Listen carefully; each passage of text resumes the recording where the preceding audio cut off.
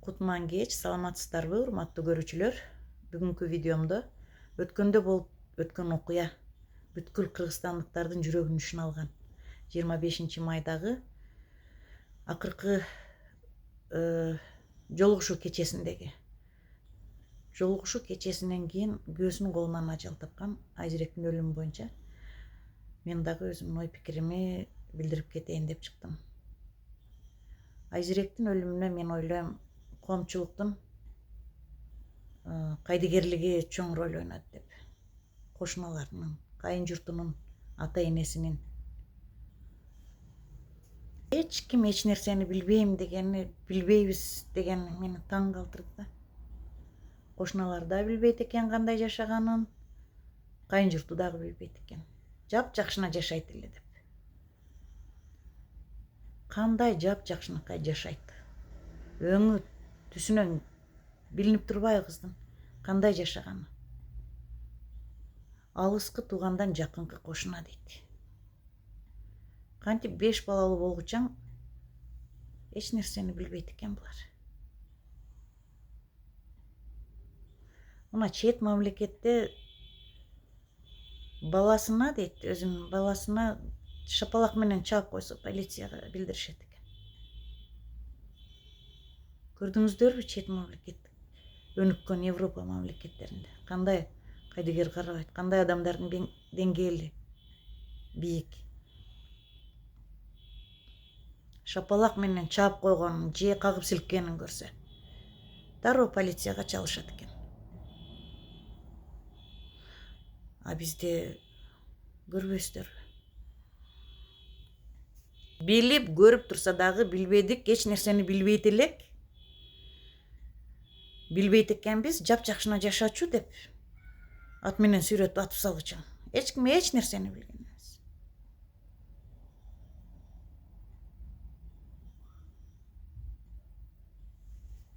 Кайнагасы дагы, былтыр эми кайнагасы өзүнүн энесинин тарабын талашып атат да. Билбейт элек, жакшына жашачу. Апасычы?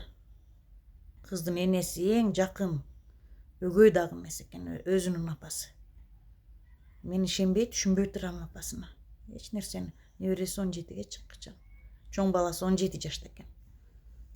Эч нерсени билбеген таң калтырат. Эч нерсени билбейт экен. Кантип билбейт? Бир четин айтса керек байкуш кыз. Мен ойлойм да, бул жолго салып тургандыр.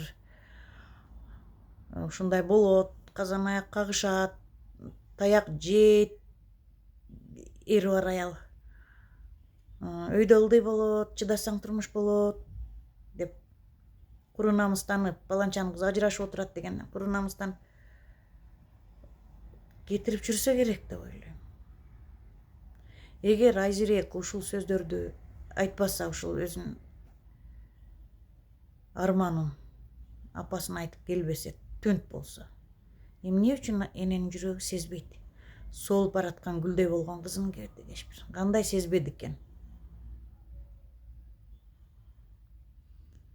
Ал зөөкүр заматты эле чыгып атып койбосо керек дароо эле. Бул көп жылдык запкы жеген кыз, көп жыл ушул балага турмушка чыккандан баштап көп запкы көргөн кыз. Ушунун эне жүрөгүн сезбегендигине таң калып турам. Ошо эне жүрөгү сезгенде ошону сурамжылап, кошуна колунан, кайын журтунан сурамжылап ошонун немесине жетмек да. Күйөө баласын кыйнап, уруп жүргөнүн билмек. Ошону изилдеп жүрүп билип, мүмкүн өлүмүнө арачы түшүп кала беле деген ойдомун да. Эне менен кыз дайыма сырдаш болуш керек. Ачык айтып, эмне болуп жатат үйүндө? Күйөөсү кандай мамиле жасап жатат? Айтып туруш керек. Эгер кыз жигит менен сүйлөшүп жүрсө, анын да кылык жоругун апасына айтыш керек, ачык. 1-2 жыл сүйлөшүш керек. Дароо шашылып тийип албаш керек деп ойлойм. Турмушка чыгып кетпеш керек. 1-2 жыл сүйлөшкөндөн билинет ошол баланын кылык жоругу. Албетте турмушта жаңылыштыктар болот, билбей тийип алат, сулуулугуна, байлыгына кызыгып. Анда баланын санын ашырбай, бирди төрөгөндөн кийин андай кызыл камчы эркектен кетиш керек. Андай кызыл камчы эркек 10 баланы төрөсө дагы ошол кылык жорго. Урганы ошол боюнча калат.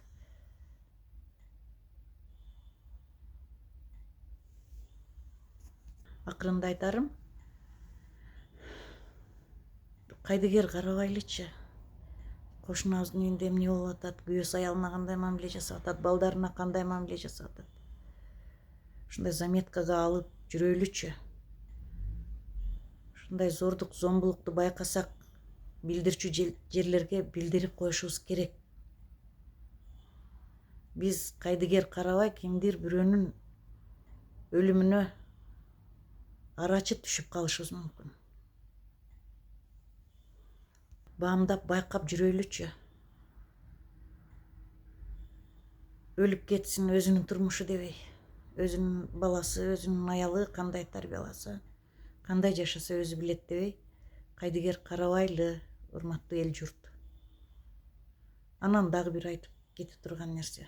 Мынау эки буттуу айбандарды, мына ушуну менен канчанчы жолу болуп жатат Кыргызстанда. Өлүм жазасын киргизмей сайын, булардын уланткан мындай иштерди. Ошондо токтойт деп ойлойм, атууга өкүмдү кабыл алганда. Мынау эки буттуу зөкүрдүн, мынау ким эле атың өчкүр, аялын атып өлтүргөн. Соту ачык болуш керек. Бишимбаевдин сотундай түз эфирде ачык өтүш керек.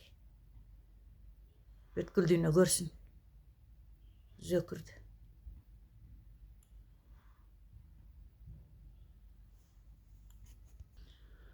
Туугандарынын акчасын алып, бул зөкүрдүн дагы бул не вменяемый экен деп диспансерге, психдиспансерге жеткизип койбош керек муну.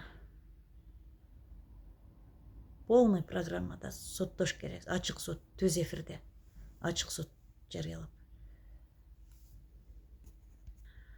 Саламатта калыңыздар. Эми мындай окуялар кайталанбасын, азайсын деп тилейли.